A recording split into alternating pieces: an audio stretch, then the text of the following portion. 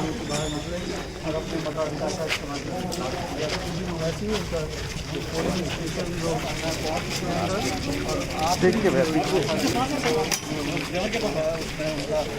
वहाँ पर जाएंगे। लोगों की भीड़ अभी सुबह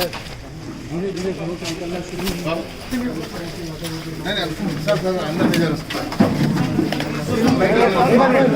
एक बार आप बस आप बोलते कोई नहीं पास है लो साहब आने एक बार पूछिए कैमरा थोड़ा एक मिनट काका फोटो दे साहब this side sir this side sir your अकल पाना साहब इस तरफ भी बता दीजिए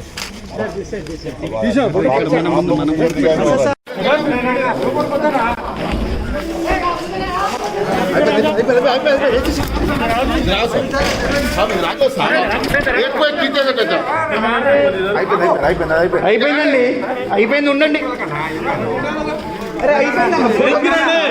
అరే గుంజితే మంచి ఇచ్చే ఎక్స్పెక్ట్ పెట్టుకోవాలా మీరు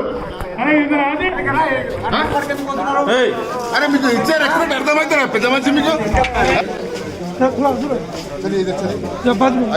నడవండి ఇక్కడ నడవండి